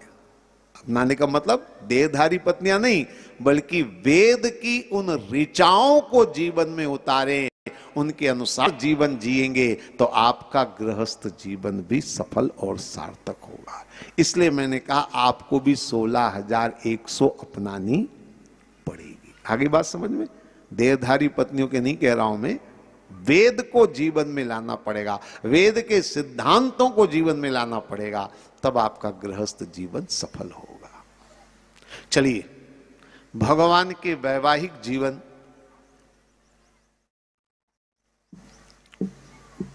की चर्चा हम लोग थोड़ी बहुत कर पाए हैं, और बहुत सारी बातें, पर सारी बातें संभव नहीं है। 1-2 सज्जन मुझे आज मिले थे, अंतिम दिन है, बोले सुदामा की कथा। तो मैंने कहा जरूर, आपने कहा है तो करेंगे, संक्षिप्त में करेंगे। तो थोड़ी सी सुदामा की कथा भी हमको अभी करनी है। समय के अंतर्गत सारी बातें पूरी करनी है, तो थोड़ा सा सुदामा की कथा भी हम, भागवत का एक महत्वपूर्ण भाग है। आइए हम लोग, क्योंकि भगवान कृष्ण के गृहस्थ जीवन की बात तो हमने कर ली, पर उनके मित्र सखा सुदामा की बात भी थोड़ी हम करें। वैसे सुदामा की कथा आप सबने सुनी होगी। भगवान कृष्ण और सुदामा एक साथ सांदीपन गुरु के आश्रम में पढ़े, साथ में रहे, साथ में खेले, बचपना साथ में बिताया, लेकिन बड़े होने के बाद दोनों का जीवन अलग अलग दिशाओं में चला गया। भगवान कृष्ण द्वारिकाधीश बन गए, सुदामा गरीब ब्राह्मण रह गए। अब सुदामा जी का विवाह भी हो गया। सुशीला नाम की एक सरल सौम्य नारी से उनका विवाह हो गया। अब विवाह हुआ तो आगे वाला कार्यक्रम भी शुरू हो गया। आगे वाला समझ रहे ना, शादी के बाद संतान वाला, 1 2 3 4 5 6 ऐसे शुरू हो गई लाइन। कितने हुए मैंने ठीक से कभी गिने नहीं, क्योंकि 2 4 5 के बाद गिनना बेईमानी होती, तो मैंने गिनना छोड़ दिया। 6 से कम नहीं है, ज्यादा है। अब जैसे जैसे सुदामा जी के घर में सदस्य संख्या बढ़ती जा रही है, समस्या बढ़ती जा रही है। समस्या मतलब पहले 1 का पेट भरना था, फिर 2 का भरना था, फिर 3 का, फिर 4 का, फिर 5 का, सदस्य संख्या बढ़ती जा रही है। तो सुदामा जी बड़ी गरीबी में, हालांकि रोज सवेरे 3-4 बजे उठ जाते थे, लेकिन ब्राह्मण वृत्ति से कितना मिल पाता है। और सीधे सरल ब्राह्मण थे, कोई चालाक चतुर ब्राह्मण भी नहीं थे कि जजमान के जेब से कैसे पैसे निकलवाए जाएं, कैसे किसी तरीके से, वो नाटक उनको आते नहीं थे। तो सुदामा जी बहुत गरीब थे। एक दिन ऐसा हुआ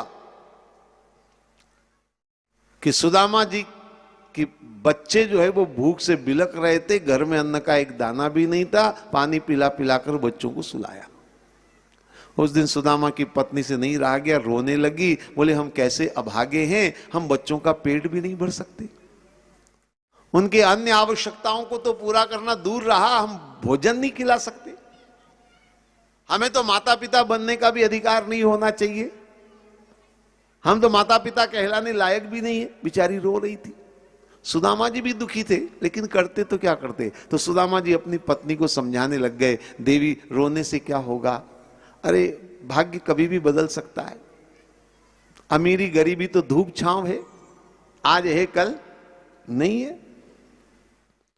और सुदामा जी अपने पत्नी को समझाने के लिए अपने मित्र का हवाला देने लग गए। मेरा बचपन का मित्र गाय चराता था, गोबर उठा उठा कर लाता था, आज जानती, वो द्वारिकाधीश बन गया, राजा बन गया, बहुत बड़ा राजा।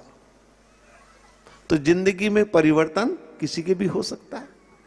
समझा दिया पत्नी को, पत्नी बेचारी चुप हो गई। चुप तो हो गई, पर गरीबी थोड़ी मिट गई, गरीबी तो वहीं की वहीं थी।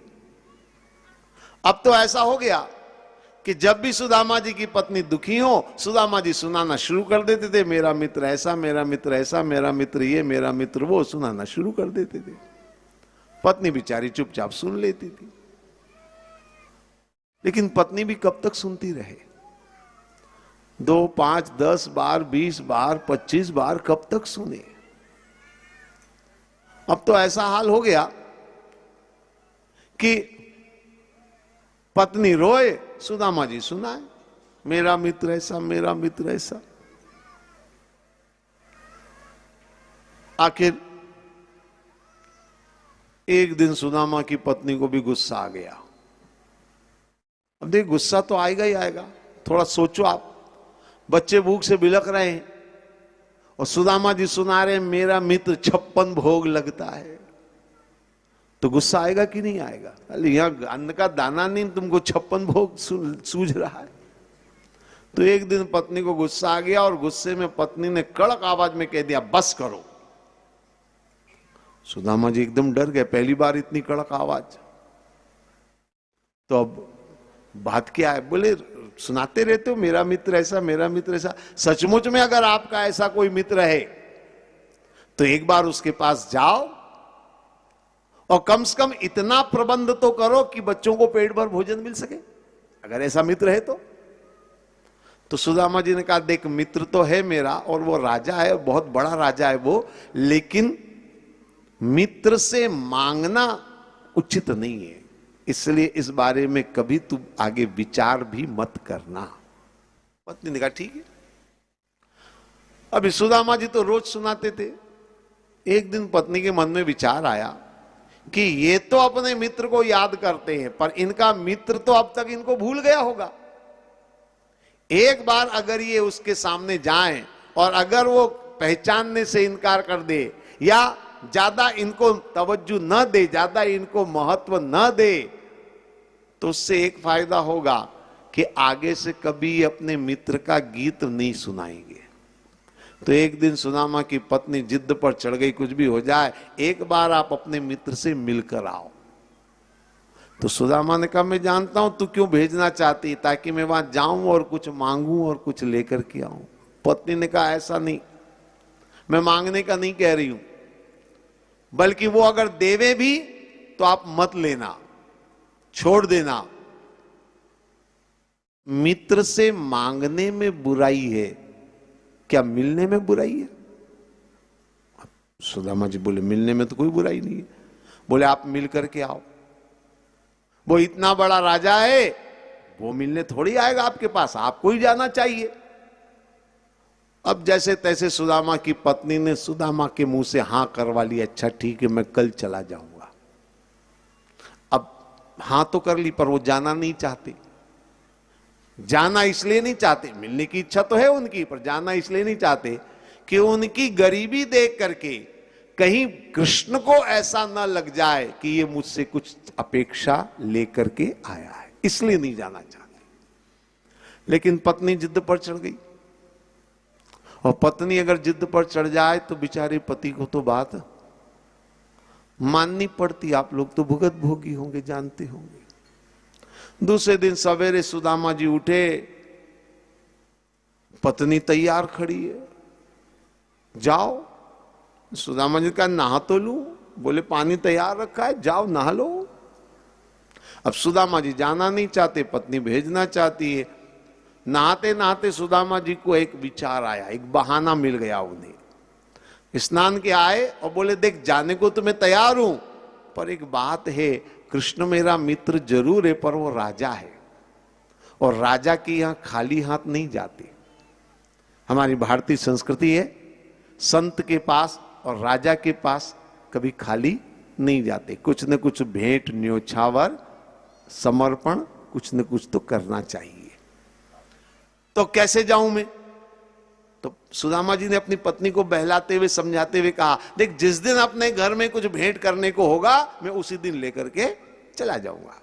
सुदामा ने सोचा आज की बात तो टलेगी कम से कम। अब जैसे ही भेंट की बात करी, तुरंत पत्नी ने कहा, रुको 2 मिनट।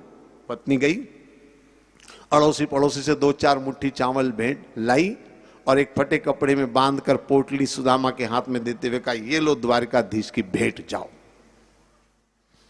तो सुदामा जी चक्कर में पड़ गए। रात तक तो घर में कुछ नहीं था, ये सवेरे सवेरे पोटली कहां से आ गई? सुदामा जी सोचने लग गए, कहीं ऐसा तो नहीं कि मेरी पत्नी भी मुझसे छुपा छुपा करके अलग से अपना कोई प्राइवेट फंड रखती हो। अक्सर महिलाओं की आदत होती है, छुपा छुपा कर बचा बचा कर अलग रखने की। होती कि नहीं होती? नहीं, रखे रहो, मैं मना थोड़ी कर रहा हूं, अच्छा है, रखना चाहिए। मैं तो पूछ रहा हूं कि है ऐसा कि नहीं है। मैं कथा कर रहा हूं तो एक बार पूछ तो लूं, इसलिए मैंने पूछ लिया। रखे रहो बढ़िया, बताना मत। तो आखिर है क्या इसमें? खोल करके देखा चावल, सुदामा जी मुझे हे चावल को भेंट करने की चीज है? तो पत्नी ने कहा, देखिए हर आदमी को हीरे मोती भेंट थोड़ी कर पाएगा, जितनी जिसकी सामर्थ्य होगी उतना ही तो वो भेंट कर पाएगा। अब सुदामा जी के पास कोई उत्तर नहीं था। सुदामा ने सोचा, चलो जाता हूं, मिल भी लूंगा, भगवान से मिलने की इच्छा तो इनकी भी थी। बगल में पोटली दबाई सुदामा जी ने, चल पड़े, पहुंचे द्वारिकाधीश के वहां पर। अद्भुत महल, सोने का दरवाजा, हीरे मोती लगे हुए। आधे घंटे तक तो दरवाजा ही देखते रहे सुदामा जी। अब वहां दरवाजे पर बहुत सारे सिपाही खड़े थे। एक सिपाही ने कंधे पर हाथ रखकर कहा, क्या इरादा है? तो सुदामा जी हड़बड़ा गए, नहीं नहीं आप गलत मत समझना, मैं तो देख रहा था ये सोना है कि रंग रोगन है। तो सिपाही हंसते बोला, सोना है सोना, रंग रोगन नहीं है। तो सुदामा जी ने कहा, भैया एक बात बताओ, हमने सुना है सोना बहुत महंगा होता है, लोग तिजोरी में रखते हैं संभाल कर, यह दरवाजे पर काहे को लगाया? तो 2-3 सिपाही इकट्ठे हो गए। एक सिपाही हंसते बोला, अंदर रखने को जगह नहीं इसलिए यहां लगाया, तेरे को क्या करना है, चल आगे बढ़। तो सुदामा जी बोले हैं, बात यह है कि मैं द्वारिकाधीश का से मिलना चाहता हूं। सिपाही ने कहा, अच्छा मिलना चाहते हो, मतलब कुछ चाहिए तुमको, चिंता मत करो, वो हम कर देंगे तुम्हारी सेवा। हमारे राजा ने आदेश दे रखा है, कोई भी दरवाजे पर आए तो उसको खाली मत भेजो, हम भी दे देंगे आपको। सुदामा जी बोले, मैं भिखमंगा नहीं हूं। तो एक सिपाही पीछे से बोला, भिखमंगा नहीं है तो क्या सेठ साहब है, लाट साहब है? अरे कपड़े दिख रहे सामने, भिखमंगे कौन है तू? बोले, मैं द्वारिकाधीश का मित्र हूं। सिपाही और जोर से हंसने लगे, बोले, साले सुबह सुबह हम ही मिले थे बेवकूफ बनाने को, कोई और नहीं मिला? तू और द्वारिकाधीश का मित्र, चल चल आगे बढ़। इतने में एक सिपाही ने अपने साथियों से कहा, भैया हम नहीं जानते ये कौन है, पहली बार देखा है, चल करके राजा को खबर दे देते। तो सिपाही ने सुदामा जी से कहा कि आप दरवाजे के बाहर खड़े रहो, हम अभी जाकर आपको खबर संदेशा देते हैं, राजा समय देंगे तो हम आपको मिलने देंगे। ठीक है। सिपाही गए अंदर और भगवान कृष्ण को जाकर के उन्होंने संदेश दिया। एक बहुत बड़ी कवि हमारे देश में हुए हैं, नरोत्तम मिश्र। उन्होंने सुदामा चरित्र पर काव्य लिखा है, बड़ा अद्भुत काव्य है। उस काव्य की कुछ पंक्तियां मुझे याद रह गई। उन्होंने बड़े सुंदर ढंग से वर्णन किया है। सिपाहियों ने जाकर के भगवान से क्या कहा?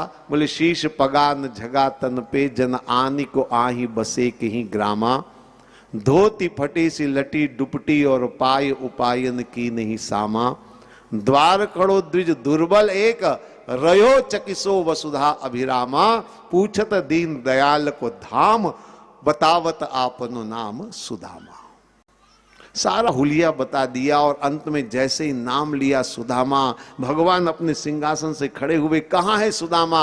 और जैसे ही भगवान दरवाजे की ओर दौड़े, वो सिपाही तो दुगनी रफ्तार से दौड़े, वहां थोड़ी खड़े रहेंगे, दुगनी रफ्तार से दौड़े। अब भगवान दरवाजे पर पहुंचे, सुदामा का हाथ पकड़ा, चलो चलो अंदर चलो। अब सारे वहां दरवाजे पे जितने सिपाही खड़े थे सब भौचक्के रह गए। भगवान सुदामा जी को हाथ पकड़कर अंदर ले जा रहे, सिपाही लोग आपस में बातें कर रहे हैं, भैया हमने तो इनको भिखमंगा समझा, ये तो कोई वीआईपी निकले, जिनको लेने के लिए खुद राजा दरवाजे पर आया, मतलब कोई खास है तभी लेने के लिए आए। बड़ी भूल हो जाती है हमसे। कौन है ये? जानता कोई भी नहीं, क्योंकि पहली बार आए थे, कोई नहीं जानता इनको। आपस में सिपाही बातें करने लगे, भाई ये है कौन? इतने में एक सिपाही बोला अपने अनुमान से, बोले, मुझे तो ऐसा लगता है। क्या लगता है भाई तेरे को? बोले, मुझे तो ऐसा लगता है कि जरूर ये किसी देश के राजा होंगे, क्योंकि राजा को लेने ही राजा दरवाजे पर आता है। प्रोटोकॉल अगुवाई के लिए राजा ही राजा को लेने आता, ये जरूर किसी देश के राजा होंगे। तो दूसरा सिपाही हंसते हुए बोला, तेरे को कपड़े नहीं दिख रहे? फटे हुए कपड़े है, न सर पर कुछ है, न पांव में कुछ है, एक धोती है फटी हुई, न राजा कहने लग गया, ऐसा राजा होता है? तो वो सिपाही पहले वाला बोला, क्यों नहीं हो सकते राजा? अरे हर देश के राजा की अलग अलग राष्ट्रीय पोशाक होती कि नहीं होती? हो सकता है इस देश के राजा की ऐसी राष्ट्रीय पोशाक हो। खैर, ये सिपाही लोग चाहे जो बातें करें, भगवान सुदामा जी को लेकर अंदर गए। रास्ते में ही उन्होंने सेवकों को इशारा कर दिया, पूजा की तैयारी करो, क्योंकि ब्राह्मण की सदगृहस्थ के घर में पूजा होनी चाहिए। अब भगवान लेकर के गए सुदामा जी को, पूजा की थाली तैयार।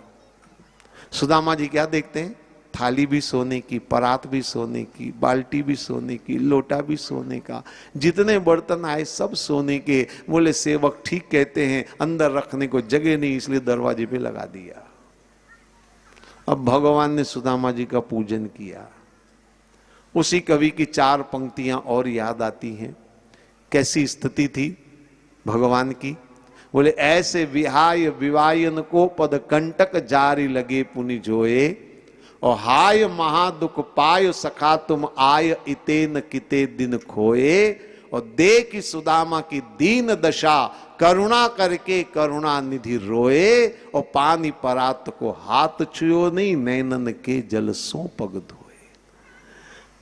जल का पात्र ज्यों का त्यों रह गया, आंखों की अश्रु धारा से ही सुदामा जी के पांव धुल गए।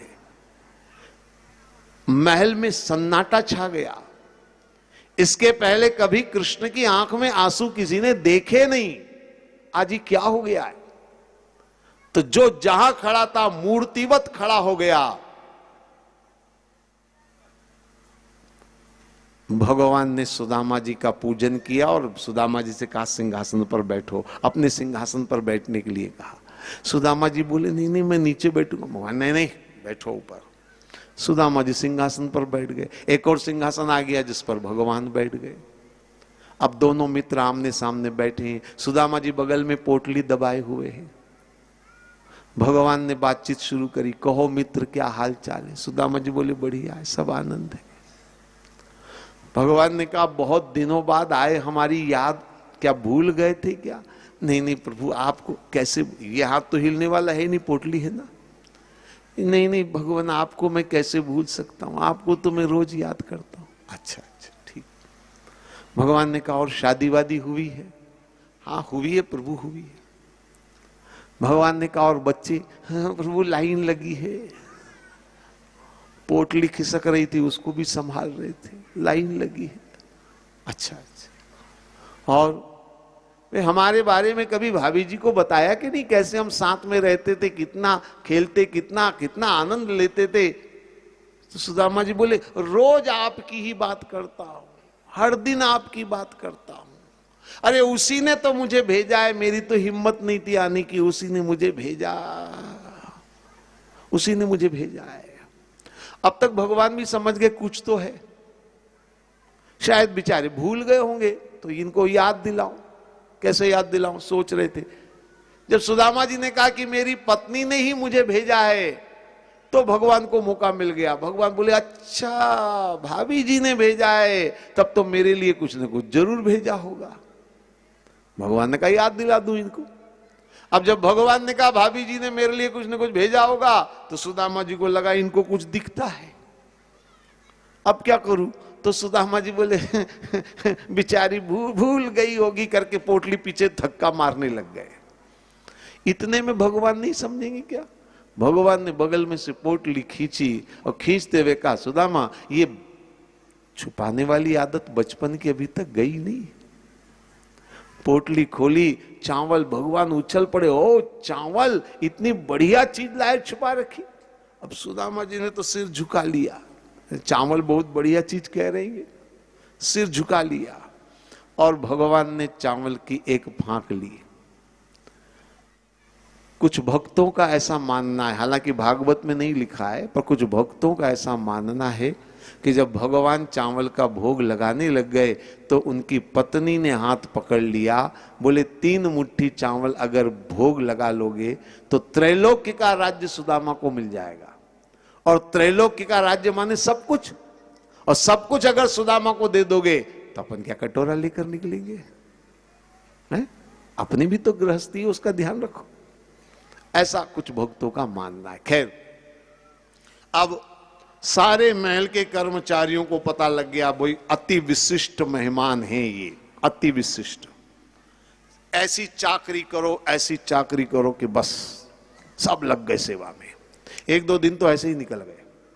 एक दो दिन के बाद सुदामा जी ने भगवान कृष्ण से कहा, प्रभु मेरे बारे में तो आते ही आपने जान लिया, आपके बारे में अभी तक कुछ मैं अब हिम्मत नहीं हुई पूछने की, आप आज्ञा दे तो मैं कुछ पूछूं। भगवान का आप पूछो पूछो भाई, संकोच क्यों करते हो, तुम मेरे मित्र हो। तो सुदामा जी ने कहा, प्रभु आपने शादी करी कि नहीं करी। भगवान ने कहा करी करी करी करी करी। सुदामा जी बोले, इतनी दूर से चलकर आया हूं तो भाभी जी के दर्शन हो जाए तो अच्छी बात है। भगवान ने कहा बहुत अच्छा विचार है, मैं भी 2 दिन से सोच रहा था, ऐसा करते कल पत्नियों से मिलने का प्रोग्राम रख देते। पत्नियों बहुवचन। सुदामा जी भी समझ गए एक से ज्यादा, अब राजाओं के 2 4 5 तो होती है, कोई बहुत बड़ी बात भी नहीं, ठीक है कल का सही। दूसरे दिन सुदामा जी तैयार हो गए और उनको एक बड़े कक्ष में लाकर बिठाया। एक दरवाजा इधर था, एक दरवाजा इधर था, और सुदामा जी को बीच में बिठा दिया। और भगवान सुदामा जी से बोले कि देखो मित्र, ये महारानियां हैं, कितना भी उनको कहा कि समय पर आना, पर तो भी थोड़ी बहुत देर हो गई इनको आने में, तो आ रही है, बस ज्यादा देर नहीं, बस आ रही है। सुदामा जी बोले कोई बात नहीं, आएंगी, मिल लूंगा। तो भगवान ने सुदामा जी से कहा कि देखो मित्र, ये मिलने का काम तुम करो, तब तक मैं थोड़ा राजकार्य है कर लूं। सुदामा ने कहा जाओ जाओ जाओ, तुम अपना राजकार्य करो, मैं मिल लूंगा। जाते जाते भगवान ने सुदामा जी से कहा, सुदामा देखो मेरी पत्नियों को आशीर्वाद देना। सुदामा जी मन में बोले, आशीर्वाद ही दूंगा, कोई गिफ्ट थोड़ी लाया हूं जो दूंगा, मेरे पास है क्या आशीर्वाद के अलावा। भगवान ने अपनी पत्नियों को भी बता दिया था कि सुदामा जी ब्राह्मण है, चरण छूकर प्रणाम करना। अब भगवान तो चले गए। अब पटरानियां आई, सबसे पहले प्रधान पटरानी रुक्मणी। सुदामा जी ने आशीर्वाद दिया, अखंड सौभाग्यवती भव, पुत्रवती भव, चिरंजीव भव, ऐसे आशीर्वाद दे रहे। आशीर्वाद देते देते सुदामा जी के मन में विचार आया, गिनती कर लूं, घरवाली मेरी पूछेगी तो बताने को रहेगा, अब यहां पूछूंगा तो अच्छा नहीं लगेगा। तो अब सुदामा जी गिनती भी करते जा रहे, आशीर्वाद भी देते जा रहे। अखंड सौभाग्यवती भव, पुत्रवती भव, चिरंजीव भव, 2 2 2, अखंड सौभाग्यवती भव, पुत्रवती भव, 3 3 3 3, ऐसे करना पड़ेगा, दोनों चीजें साथ चलानी है। तो 2 4 5 6 तो चली गिनती। अचानक सुदामा जी को दिमाग में आया, कभी मेरे मुंह से जोर से निकल गया 7 अखंड सौभाग्यवती, ये आशीर्वाद गलत हो जाएगा। मैं तो गिनती बोलूंगा और आशीर्वाद में जुड़ जाएगा तो मामला गलत हो जाएगा। ये गिनती विनती छोड़ दो, आशीर्वाद दो। तो गिनती तो उन्होंने ज्यादा करी नहीं, अब आशीर्वाद दी जा रहे। 2 4 8 10 12 को हो गया आशीर्वाद। सुदामा का भी बहुत हो गई अब तो देख लूं कितनी और बची है। तो सुदामा जी ने जरा से खड़ा होकर के दरवाजे की तरफ झांक कर देखा, वो 16,000 की लाइन लगी थी। उस लाइन को देखकर सुदामा जी के तो होश उड़ गए। सेवक बगल में खड़ा था। सुदामा जी ने सेवक से कहा, एक बात बता भैया, ये तेरे देश में कोई रैली निकल रही है क्या? तो सेवक बोला, रैली नहीं है, महारानियां हैं, आशीर्वाद लेने आ रही हैं, आप तो दिए जाओ। सुदामा जी ने कहा, मारे गए इतनी लंबी लाइन, अब आशीर्वाद को शॉर्टकट करूं मैं। तो सारे आशीर्वाद एक तरफ हटा दिए, अब एक आशीर्वाद रखा जो स्त्रियों के लिए सबसे महत्वपूर्ण माना जाता है, अखंड सौभाग्यवती भव, अखंड सौभाग्यवती भव। बाकी सब हटाओ, सारे जरूरी नहीं। अखंड सौभाग्यवती भव, अखंड सौभाग्य करते करते घंटा भर हो गया, गला सूखने लग गया, पसीना आ गया। एक बार और देख तो लूं अब कितनी बची। तो सुदामा जी ने फिर दरवाजे पर झांक कर देखा, लाइन तो जो की त्यों थी। तो सुदामा जी ने सेवक से कहा, एक बात बता भैया, ये नई नई आती है कि घूम घूम के वही आती है? क्योंकि 2 4 5 में तो आदमी परख कर लेगा, लंबी के मोटी के, लाल साड़ी के हरी साड़ी के, ऐसे समझ में आ जाता है थोड़ा थोड़ा। तो अब तो समझ में भी नहीं आ रहा था। तो सेवक बोला, महाराज प्रसाद थोड़ी बट रहा जो कोई डबल लाइन में आएगा, आप चिंता मत करो, दिए जाओ। सुदामा जी ने कहा, अब और शॉर्टकट में क्या कर सकता हूं। उन्होंने एक और शॉर्टकट रास्ता निकाला, अखंड सौभाग्यवती में से अखंड भी अलग कर दो, तब भी आशीर्वाद बना रहेगा। सौभाग्यवती भव, सौभाग्यवती भव, अब थोड़ा कम टाइम लगेगा। सौभाग्यवती भव, सौभाग्यवती भव, सौभाग्यवती, सौभाग्यवती, 2 ढाई घंटे 3 घंटे, गला सूख गया, पसीना, सौभाग्यवती, सौभाग्यवती भव। आखिरी में जाते जाते उनके मुंह से ना तो अखंड सौभाग्यवती निकले, न सौभाग्यवती निकले, आखिरी में तो भवा भवा यही निकलेगा और नहीं तो क्या निकलेगा। अच्छा, मेरी बात को आप नहीं समझ पा रहे हो तो घर जाकर प्रयोग कर लेना। 4 घंटे में तो वो सुदामा जी थे कि भव निकल गया, वरना तो भव भी नहीं निकलेगा, है निकलेगा और कुछ नहीं निकलेगा। खैर, जैसे तैसे लाइन पूरी हुई। भगवान घटघटवासी हैं, लाइन खत्म हुई और सुदामा जी के सामने भगवान। अभी सुदामा जी की सांस चढ़ रही है, पसीना छूट रहा है और भगवान आए। आते ही भगवान ने कहा, कहो मित्र मिलना हो गया? सुदामा जी ने कहा, हो गया, गजब का मिलना हुआ। जिंदगी में और कुछ याद रहे चाहे न रहे, इतने थोक आशीर्वाद कभी नहीं दिए। भगवान ने कहा, ऐसा करे कल बच्चों से मिलने का प्रोग्राम रखते। अब वो एक सेवक से इन्होंने पूछ लिया था, बच्चे बोले एक एक 10-10। तो जैसे ही भगवान ने कहा कल बच्चों से मिलने का प्रोग्राम रखते ही सुदामा जी खड़े हो गए, नहीं नहीं नहीं नहीं नहीं नहीं, नहीं, नहीं लाइन मत लगाना, मैं यहीं से मंत्र पढ़ के आशीर्वाद दे दूंगा। सुदामा जी ने कहा, ये तो साप्ताहिक प्रोग्राम हो जाएगा, लाइन लगा देंगे तो। खैर, मैं एक बात आपको बहुत स्पष्ट शब्दों में बता देना चाहूंगा। सुदामा की कथा लगभग हर भागवत के अंत में होती है, सभी विद्वान करते हैं। आपने बहुत बार भागवतें सुनी होगी और सुदामा की कथा भी आपने बहुत बार सुनी होगी। लेकिन मैंने अक्सर ये देखा, जो मैंने देखा बता रहा हूं, कि क्या मैं देखता था कि सुदामा की कथा अधिकतर जो कथावाचक होते हैं, विद्वान होते हैं, वो सुदामा की कथा को भाव पक्ष से सुनाते हैं। भाव पक्ष समझ रहे ना? यानी वो सुनाते थे, सुदामा जी रो रहे हैं, भगवान रो रहे हैं, और ऐसे करुण भाव से सुनाते थे कि सुनने वाले भी रो रहे हैं। ज्यादातर मैंने ऐसी सुनी सुदामा की कथा। लेकिन मेरा दृष्टिकोण थोड़ा अलग है। मैं ऐसा मानता हूं, 2 मित्र वर्षों बाद मिले, ये परम आनंद का क्षण, परम प्रसन्नता का क्षण, इस कथा को ऐसे कहनी और सुननी चाहिए जिससे कि हमें भी थोड़ी प्रसन्नता हो। तो इसलिए मैं इस ढंग से सुना देता हूं। सुनाने के तरीके अलग अलग हैं, बात वही की वही है। ये सुदामा की कथा मैंने आपको सुनाई। अब इसके बाद सुदामा जी ने कहा, अब मुझे घर जाना है। भगवान ने विदा किया। भगवान से विदा होकर सुदामा जी मन में सोचते हैं, चलो अच्छा हुआ, न मैंने कुछ मांगा, न उन्होंने ऐसा कुछ किया, और मिलना भी हो गया, पत्नी की बात भी रह गई। सुदामा जी बड़े प्रसन्न घर आए। घर आए तो देखा वहां एक महल खड़ा हुआ। अरे ये क्या है? पत्नी निकल करके आई और आरती का थाली, सोने की आरती की थाली लेकर के। सुदामा ने कहा, ये सब कैसे? तो पत्नी ने कहा, ये सब द्वारिकाधीश की कृपा है। और जैसे ही सुना द्वारिकाधीश की कृपा है, सुदामा जी गदगद हो गए, भाव विभोर हो गए, आंखों से आंसू की धारा बहने लगी। और उस दिन से वो और ज्यादा भगवान की भक्ति में डूब गए। ये सुदामा की कथा। अब मुश्किल ये है कि कथा तो मैंने सुना दी, लेकिन अब इसके बारे में कुछ ज्यादा चर्चा अब नहीं कर पाऊंगा, क्योंकि समय नहीं बचा है कि मैं इसके बारे में कुछ बातें आपके सामने कर सकूं। केवल कथा ही बात रह पाएगी। भागवत में बहुत सारी कथाएं हैं। इसके अलावा अभी भगवान कृष्ण के पुत्र प्रद्युम्न की कथा, उनके पुत्र अनिरुद्ध की कथा भागवत में है। भगवान कृष्ण की अग्र पूजा, शिशुपाल दंतवक्र वध की कथा, पौंड राजा नृक की कथा, बलराम जी की कथा, बलराम जी का विवाह, बलराम जी का चरित्र, और राजसूय यज्ञ की कथा, पांडवों की सहायता की कथा, बहुत सारी कथाएं। और अंत में सरस्वती घाट पर भगवान लेटे हुए थे। एक भील ने चमचमाता हुआ कुछ देखा, समझे ये कोई जरूर जीव है। भील ने बाण मारा, वो बाण भगवान के चरणों में लगा और उसी को निमित्त बनाकर भगवान इस धराधाम को छोड़कर अपने नित्य धाम को पधारे। इस तरह से भगवान गोलोक धामवासी हुए। भागवत का 10वां स्कंद समाप्त हुआ।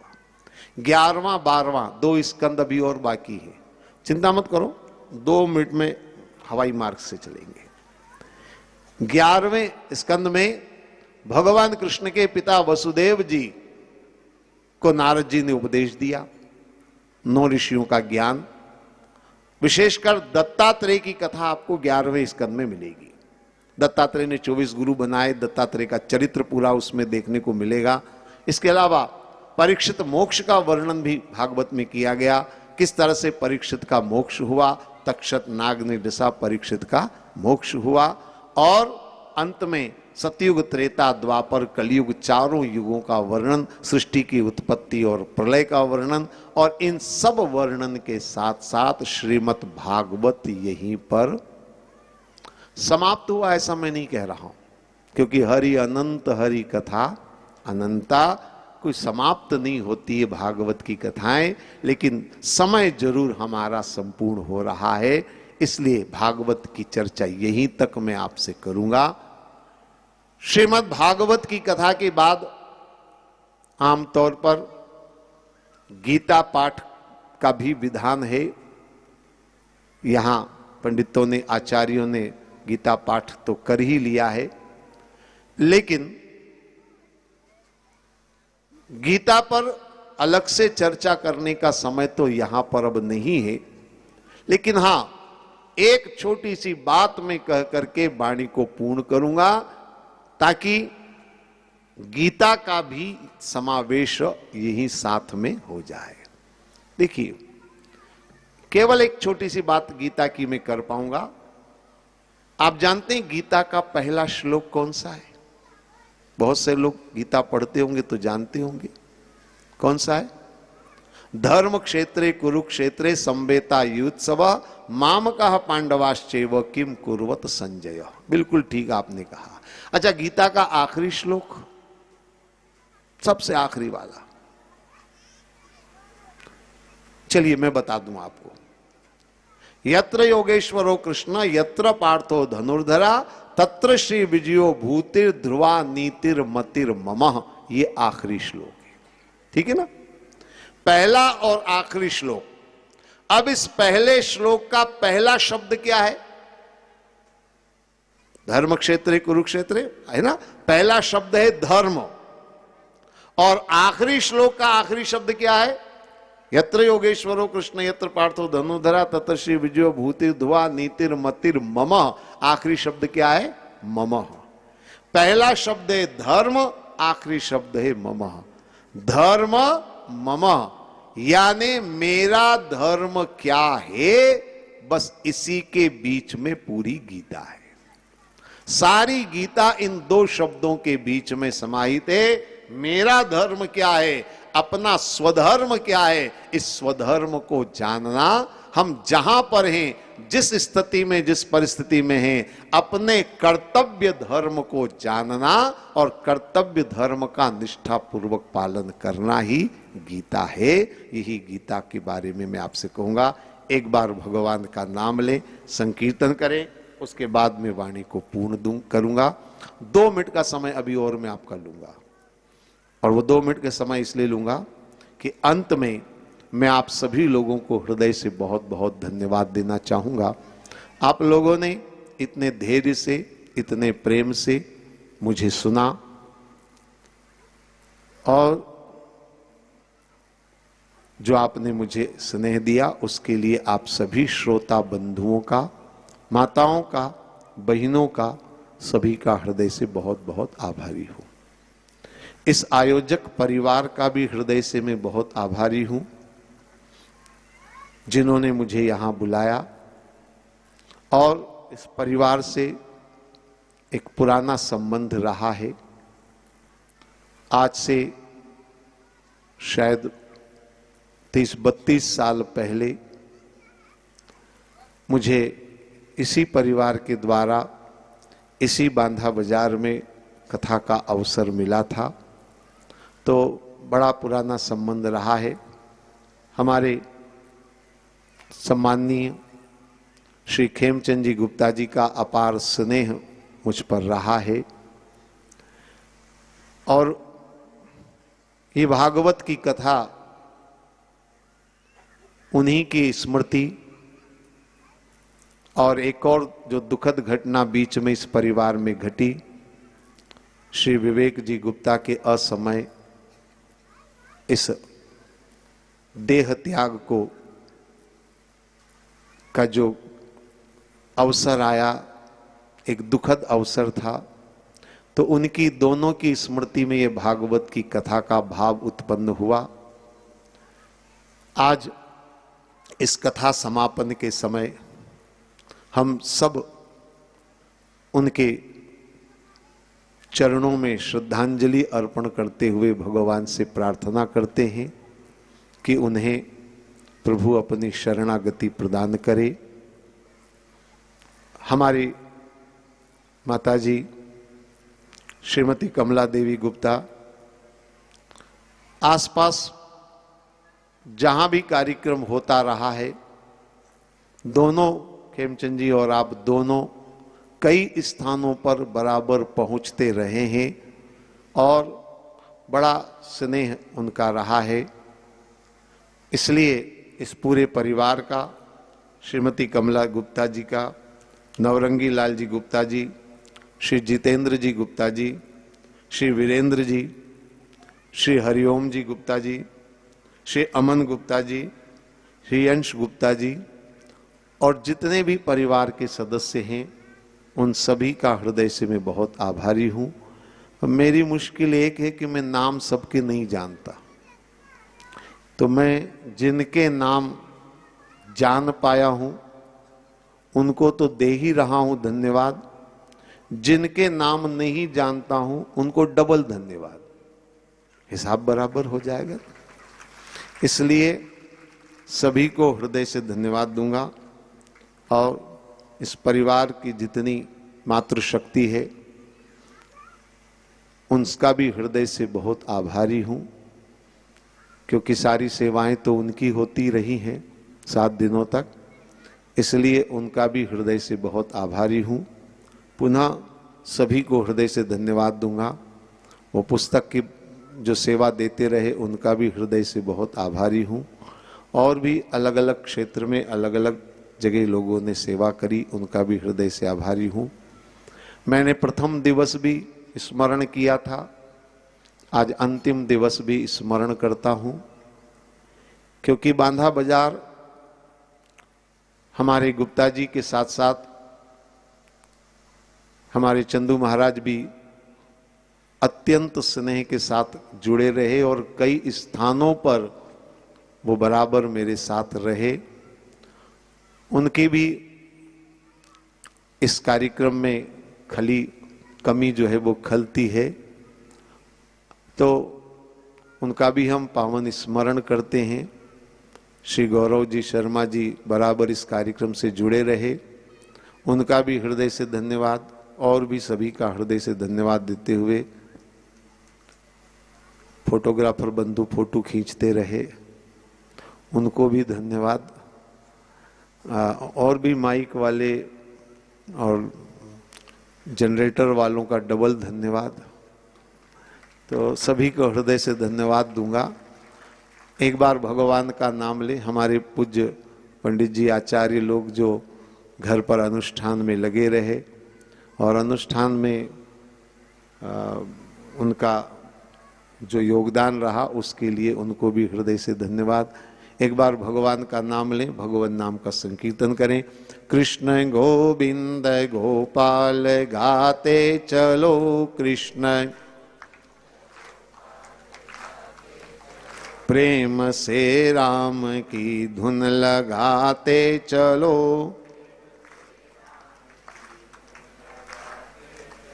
ध्यान आएगा उनको कभी ना कभी, भक्त पाएगा उनको कभी ना कभी, ऐसा विश्वास मन में बढ़ाते चलो,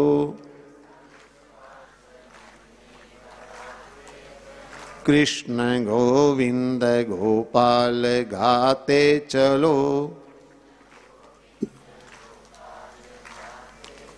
बोलो श्री कृष्णचंद्र भगवान की, शंकर भगवान की। ओम सर्वे भवन्तु सुखिनः, सर्वे सन्तु निरामया, सर्वे भद्राणि पश्यन्तु, मा कश्चित् दुःख भाग् भवेत्। ओम शांति शांति शांति।